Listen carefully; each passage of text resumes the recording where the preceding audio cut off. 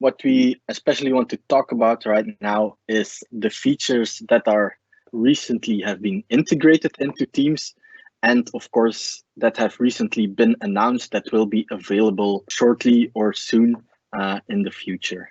We categorize these features into three categories. We have some new features regarding conversations and chats, some features regarding meetings, and then of course certain features that do not really contain to one specific category, so we handle those separately. For new features regarding meetings, recently they have implemented the raise hands functionality.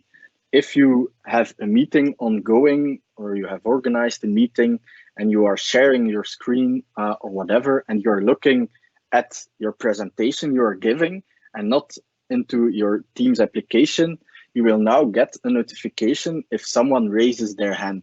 Also meaning they have a question or a remark or whatever. This is very helpful if you're focused or giving a training session or an info session and you are not actively looking at your Teams window.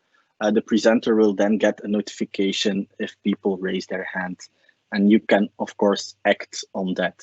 As the presenter, you can then again lower the hand of the person that raised it if he answered his question. Of course, probably everybody has seen this already, but you can use background effects now. If you do not want to show the room you are currently in, you can use a background effect that Microsoft Teams has available for you. But of course, some people also would like to use a custom background. In the case you maybe want to add some branding, as you see right now. But on Windows, you can add a custom image by simply adding that image to that file path you see there. But in the future, Microsoft Teams will simply add a upload button from within the Teams interface that you can simply upload an image to, and then you will have that image available from within your Teams interface. So you don't have to go via the above path that you see there. As of right now, that custom path is only available, of course, for the Windows desktop clients. But in the future, that will, of course, change. In a meeting, it is also possible to include system audio whenever you want to share content. This is, of course, especially helpful if you want to share your screen and show a video. Then you, of course, want to include the system audio so that the people in the current meeting also hear the audio from that video. As of right now, that is also only available for the Windows desktop client.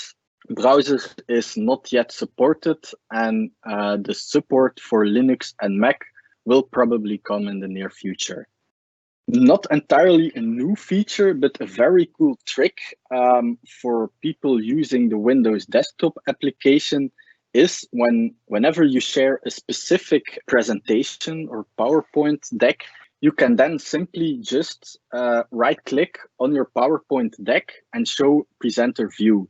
The people in the meeting will still just see the slides, but the person presenting or sharing the slide deck will see the presenter view. As of right now, this is also only available for the Windows desktop client.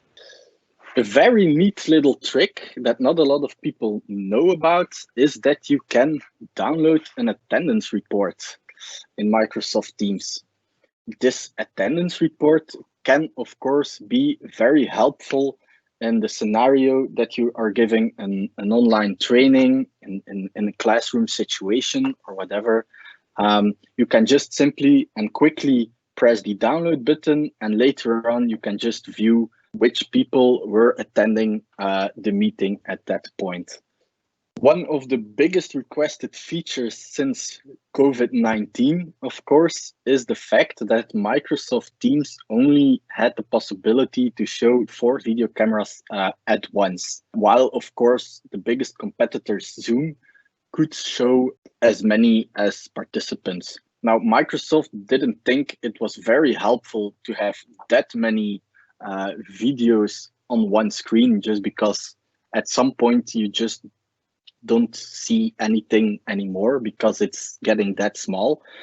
But they did foresee the feature that you can now see up to 9 people's video camera at once, which is of course very helpful in the situation that we are in today. Everybody is working from home, a lot of video conferencing is happening. So this is already a feature that has been rolled out today. There also have been a lot of new controls. Even if you just set up a normal meeting, that doesn't have to be a live meeting or a live event for that matter, you can assign roles in a meeting. You can do that only after you have sent out the meeting request. Then you have some options available via the meeting controls under your calendar in Microsoft Teams. And of course, during the meeting, you can also do that under the meeting controls. And then you can just press show participants, hover over a person and set their role. One thing to note is the organizer is always the person who has sent out or has started the meeting. And that cannot be changed. But if you make someone presenter, he has all the same controls as the organizer.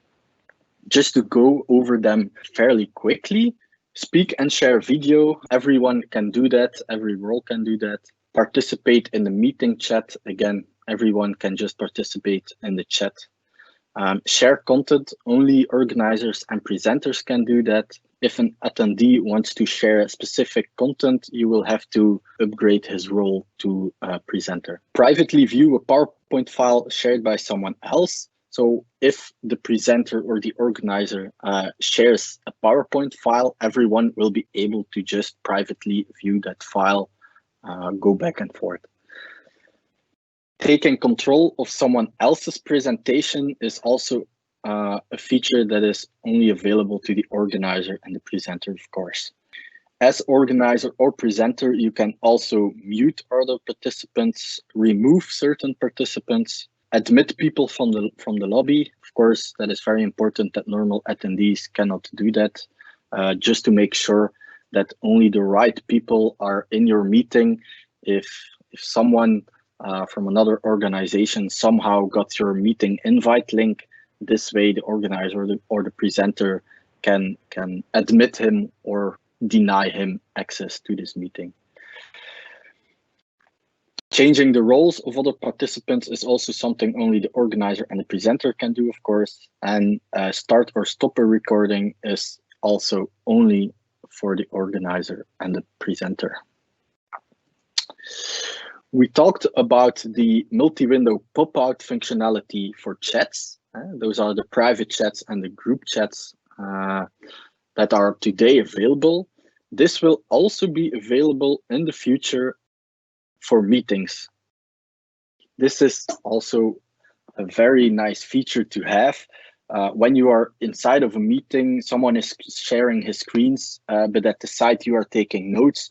Now you can easily do that side by side whenever you pop out that window.